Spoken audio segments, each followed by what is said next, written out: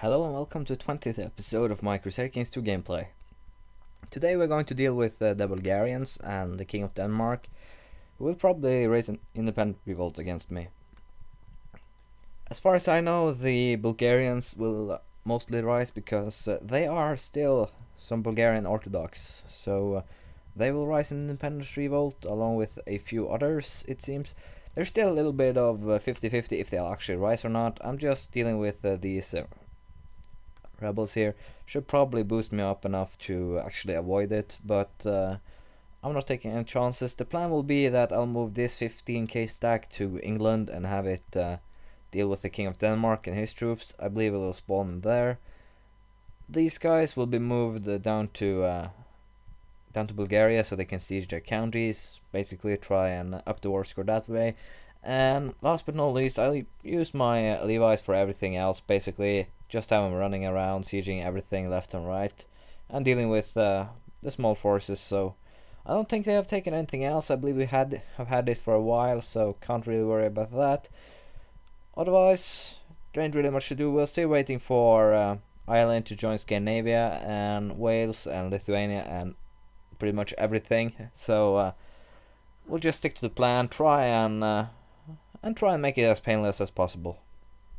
It would seem that the independence faction is now moving. I haven't actually moved my troops yet, so I'll actually go ahead and do that right now. If I'm lucky, I will be able to actually get these guys over the channel before they actually move out, so hopefully I'll be able to do that. This guy is apparently the guy, the Gwynedion, so I will have to face him here, and sieging Gwynedd will be my main concern in this independence war that's to come. Hopefully I'll... Yeah, I did not make it, but it would seem that I still have my my ships. Not too bad. But it would seem that also the independence revolt is a little bit bigger than expected. But first, I've gotten the key to the strange chest of mine, so we'll see if it fits. And no. Again, just a few parchments. I've actually heard rumor that this event is bugged, so that might be the case. Anyway, we'll just keep trying and see if we can get something. 5,000 men here in Denmark. Polotskians have risen, so we'll just have those guys siege there. I'm actually surprised there's nearly no one that's have risen down here. As expected, these guys have all risen up, so I can rearrange the duchy soon enough. As usual, my tactic with these wars is to raise Levi troops to deal with the actual sieging. I just place them on the counties, have them siege the lands, deal with that, and hopefully this shouldn't take too long. It's February. With a little luck, I'll actually be able to deal with it before the changing of the year, but I highly doubt it. They don't have that many troops when you think about it too. What do they have? About 10-15,000 in England.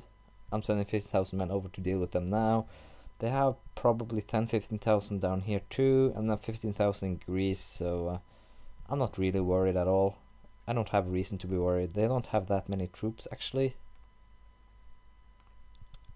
Yeah, you see, if I just raise enough troops around here, and they should be dealt with. I'll probably raise them a little bit further away for safekeeping. And yeah, sometimes I can't raise, which is kind of surprising. So I don't believe I have any Levi's raised. So yeah, I raised 11,000, but that's Irish vassals. I believe perhaps he actually has the counties down there. So I don't know. My counties are spread pretty thick if you think about it. So yeah, I'll just go ahead and deal with this, and then I'll get back to you. A little bit of an update on the revolt. This is kind of annoying as hell, simply because it's already been going on for 2 years, or it's going into its second year, I believe. And although they basically have 4, 5, 6, perhaps 7,000 men total left,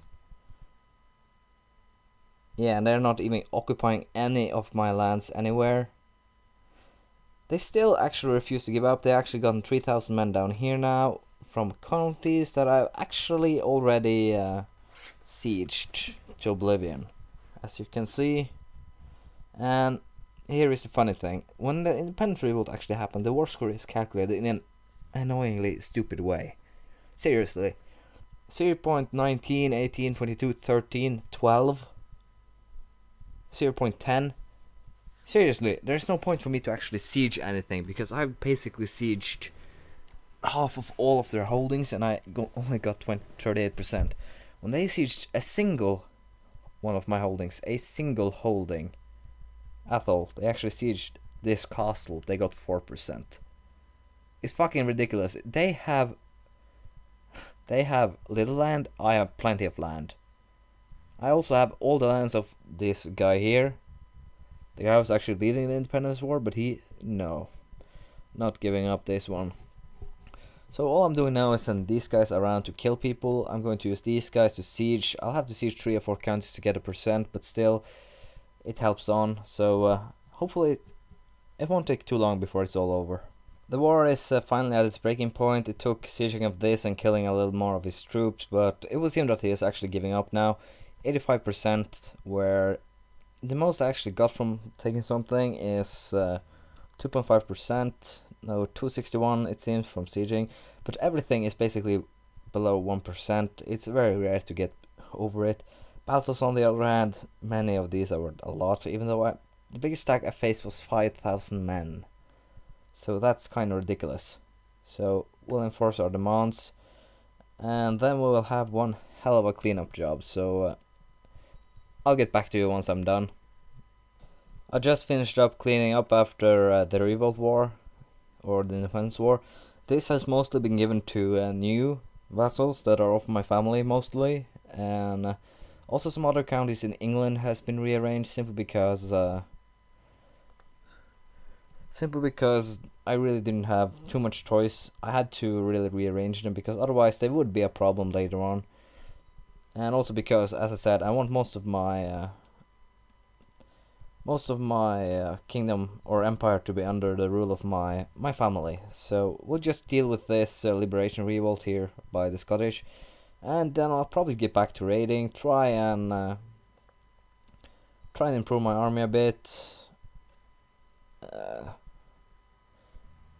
I'll focus on heavy infantry because, as far as I believe, he leads the heavy infantry unit, and can't really complain about having an heavy infantry leader. These guys are down here, been actually a part of the war.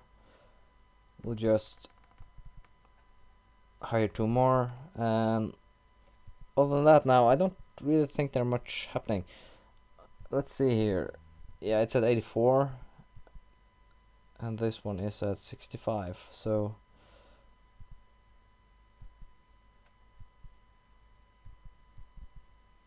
yeah, why Bulgaria hasn't started to drift to me is probably because of the independence revolt. Basically all of Bulgaria revolted, so we'll have to see. If it doesn't start drifting soon, I'll probably have to see how things work out. It would seem that perhaps it's actually drifting to an empire of itself. Kingdom of Bulgaria would create the Empire of Bulgaria, perhaps. I have no idea. If that is the case, I'll first have to go down 78 years and then wait another 100, so then it will be 178. So yeah, that will take a very long time. But we'll keep on moving on. There is a new war. They are actually punishing the Dane, the King of Denmark. This guy, for actually being part of the independence revolt. Someone has claimed his throne. He lost all of his men, so he's weak. Should probably have foreseen that, but yeah, I ain't all seeing. Also, during the war, my guy got the Great, so he's now known as Great. That's nice. But for now, we'll simply keep quiet. I should probably try and find a younger guy to inherit. He's the same age, so yeah, we actually found someone on the top of the list. My tech is alright, I don't really have any problems, so I'll actually go ahead and nominate this guy. He only has good perks, or traits, you could say: brave, diligent, temperate, patient, kind, and charitable. So hopefully that guy will be the next emperor's getting named if thing goes right. I said I'll keep a low crown authority for now. Actually having them infight is a great way to keep them weak. Capture them, so there we go. Liberation War over, and I'll just get my troops in position and we'll continue raiding. This guy apparently followed one of his other friends' advice to actually try and take Scandinavia. They didn't actually learn from the first time when things went pretty damn sour for them, so it was seen that they are at it again. I am going to send my troops down to deal with it, and it should probably not be anything to worry about, so be back in a sec. Yeah, the war is just over. He managed to siege these two before I actually got to him, but I've killed all of his troops now, so it shouldn't really be have anything to worry about. Just there, I'll actually release him. He lost his claim, so he isn't really a danger, unless he actually decides to do the same thing again, which actually wouldn't be that surprising when I come to think about it. So who knows? Perhaps the game wants to mess with me again. But still, we'll just continue raiding. It's actually making a lot of money to just run around in the border regions and raiding for basically everything. Just now I've been running from here, took a route around here with this one. If someone who wants to make a lot of money on raiding and have mercenaries, I'd probably advise you to not create anything other than archers and simply have them running around raiding, and probably employ mercenaries, because you make a lot of money pretty fast with these guys. And as you can see, I'm upgrading pretty much everything right now except from 3 counties. Stables, yeah, we'll just go with castle fortification in case things turn really sour. I'll upgrade a little more, then I'll probably start building holdings in the other counties I hold, so should be interesting.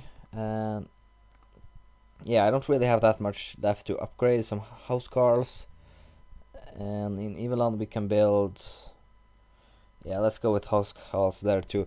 I have to be careful that I don't actually end up with a different culture than Norse, otherwise I'll lose the cultural buildings, I believe, which also is something that's rather annoying. It should basically be that I'd like a system that if someone starts to build a cultural building, and if you inherit or conquer or something and there is a cultural building, and it's not your cultural building, let's say it's the Anglo-Saxon cultural building that's built to level 2, you cannot continue to build on that building, but it will still be there, you can still use it, but you can choose to demolish it and then build your own. That would actually be I'd say that is a better system, that if you're unlucky all of your investments disappear, because those things are darn expensive when you get a little bit up. So hopefully they'll change it to something that's a little bit more friendly, so to speak. So yeah, that's my 2 cents on that. I decided to do a little upgrade for my science. I'm actually contemplating if I should do light infantry or siege equipment first, but if we see them, siege equipment is actually the one that will benefit me the most, since it will get the siege speed up, and since I'm also using these heavy guys, having them actually have a decent siege speed is important. I don't really care for these troops, as even combined with everything Germany has, they will not be able to take down my retinue here. Also, I'm tempted to actually boost the town infrastructure and the church infrastructure, but I will wait a little bit. Now it's actually tempting to boost construction instead, since I'm actually starting to have everything on the going while I still have cash. I should probably have started raiding simply my the closest land earlier, but I'll upgrade Majesty for now, simply for the prestige and PT gain, and I'll actually go for construction for now, and we'll take improved keeps. Improved keeps probably as the next one. You get... No, not improved keeps, let's see, this one for barracks and the training ground. So that's the plan for now. Still, I'm just running around. I'm probably going to run all the way up here and then turn around, do some more raiding in this area. And these guys will probably just bother Germany for now. Otherwise, I don't know what I'll do. Ireland is well on its way, I believe. 13 more years to go, so they'll be around 1090. These ones still have 32, so yeah. Thanks to the independence revolts, these guys are slowing pretty much down, so it will take a while, unfortunately, but we should get there eventually. So would get into it. It would seem still that the Kingdom of Bulgaria will not start drifting under the Scandinavia just yet. I don't know if you actually have to have a Scandinavian point to drift from. In that case, we will probably just wait until Poland has drift and then take Hungary. But I'll have to check it out and see what I actually find out. Interesting enough, Leon has actually been able to take some lands here, these 3 counties, and these 4, I believe. So they're actually looking a little better. Could get interesting.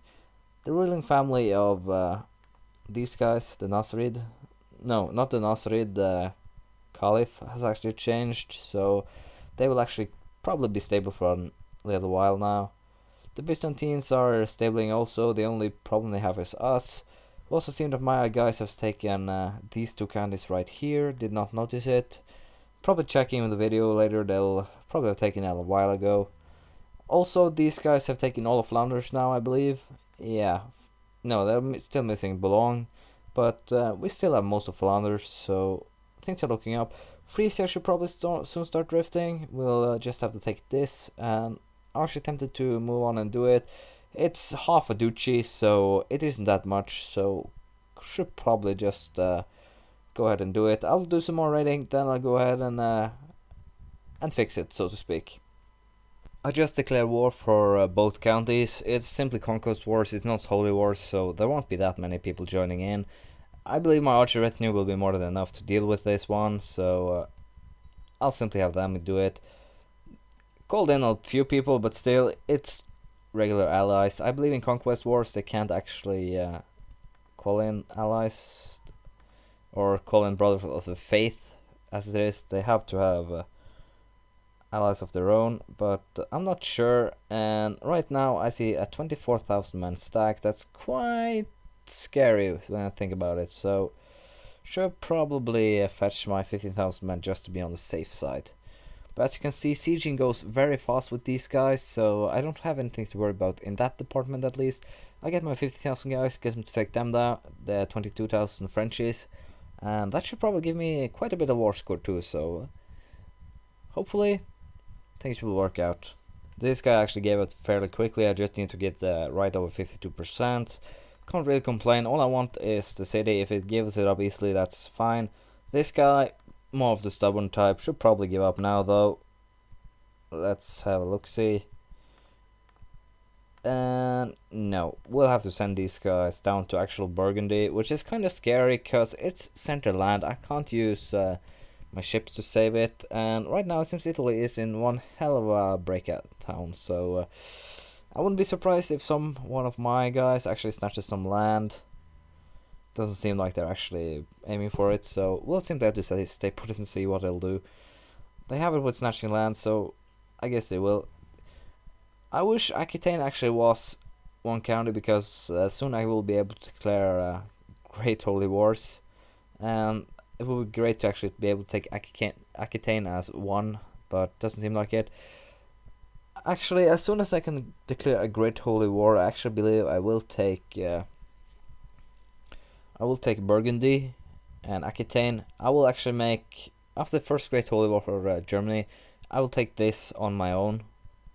Basically, I'll take Aquitaine, Burgundy, and Bavaria. That will be my southern line or southern border, and I will not move towards Hungary until Poland and Pomerania at least. Perhaps England too, if things actually work out as planned. Scotland and England, once they actually drift, we'll try, but hopefully I will be able to keep them happy. I'll probably create a few dukedoms now, or jarldoms, as they are promptly named by my culture, so that should be nice. Finish that war. So what I'll probably do with my extra money from raiding is, as I said, I will create the duchies and hand them out. I will not create any kingdoms other than perhaps the ones that actually are created, and I will actually try actively to have kingdoms under content guys and keep them under people that are content, simply so they will like me and they won't be any wars. Also, if I am to take much land, people like this guy leading will be incredibly important. It doesn't really matter his other stats as long as his diplomacy and his traits are positive. I should be okay, and hopefully that will continue for now. I'll just see how things work out now, and I'll hand out the lands. It would seem that my guys got a little bit of wild on the conquering side, as they have actually taken quite a bit of chunks of France. They have taken Blois, Vendôme, and Chartres, along with some counties here. I believe they've taken this one, Boulogne actually they've taken now, and also Vermandois. So Cornwall also, so they'll probably actually end up take down West Francia and the rest of Aquitaine here. In worst case scenario, I'll actually have to slow them down myself to actually make sure that I don't end up in way too much trouble.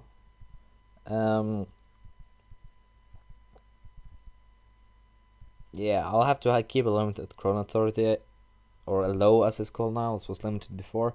I was actually wondering if I should turn it down some, because I've created a bunch of duchies now. That's why I have so little money. And handed them out to guys like this. So they'll probably create their own little civil wars to keep themselves busy. And meanwhile, my Demneas will grow pretty big, hopefully. So that should prevent them from declaring war once the new guy gets on the throne, and hopefully he will be able to actually get some lands in under his control before things turn sour. And I did not think of my cash when I did that, which I probably should have.